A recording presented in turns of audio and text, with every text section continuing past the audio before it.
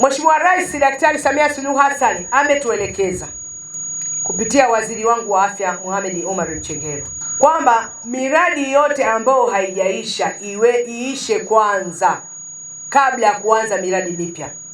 Tunapoanza mradi, ina maana wananchi wanahitaji huduma fulani. Kwa hiyo ni lazima tujenge hilo jengo na tulimalize ili liweze kutoa huduma husika.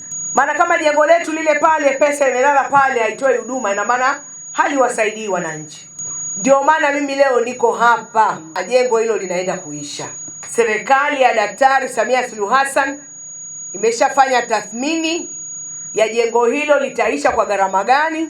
Linahitaji bilioni 4.5. Tayari tumeshatenga bajeti ya bilioni 2 na tumeshaomba pesa sasa hazina milioni 600 ili mkandarasi wetu alipwe na arudi site. Lakini nawathibitishia hatuwezi kuendelea kuona jengo hilo zuri kubwa lenye huduma nyingi lisiishe.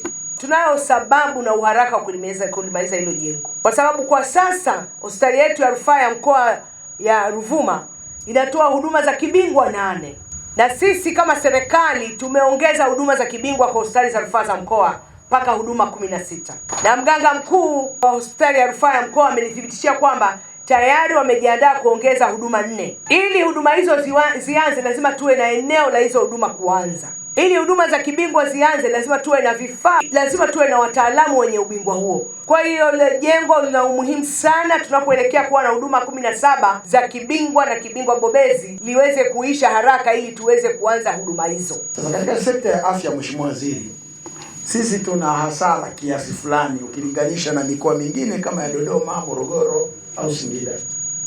Sisi tunatengewa bajeti ya kutibu wagonjwa wa Tanzania, lakini kwa kweli Mheshimiwa Waziri, wapo watu wengi kutoka nchi jirani wanaodoea. Wataalamu wametuambia angalau katika wagonjwa 10 kati ya 3 na mara nyingine mpaka 4 wako si wa Tanzania. Kwa hiyo tunaishukuru sana serikali ya Dr. Samia Suluhu Hassan kwa sababu pamoja na kuwahudumia Watanzania imeendeleza utu wema hata kwa majirani zetu. Tunao pia ujenzi wa jengo la kuchuja damu dialysis ambalo gharama yake ni shilingi milioni 600 na ujenzi huu ulifanywa kwa njia ya force account. Mradi wa ujenzi wa jengo hilo la kusafisha damu kimsingi umekamilika kwa 100% na umeanza kutoa huduma baada ya mafunzo ya awali kwa watumishi kufanyika. Tunazo mashine 10 katika hilo jengo la dialysis zenye thamani ya shilingi milioni 226,107,126 ambazo zilinunua kutoka bohari kuu ya dawa MSD. Mradi wetu wa 3 ulioko katika eneo hili ni ujenzi wa jengo la watoto wachanga neonatal care unit. Mradi huu ulianza kutekelezwa mwezi Februari mwaka 2026 na mradi huu ni wa muda wa miezi 14 ambapo ujenzi wake unatarajiwa kukamilika tarehe 16 Machi 2027. Gharama ya mradi huo ni shilingi bilioni 5,788,204,656 na senti 08.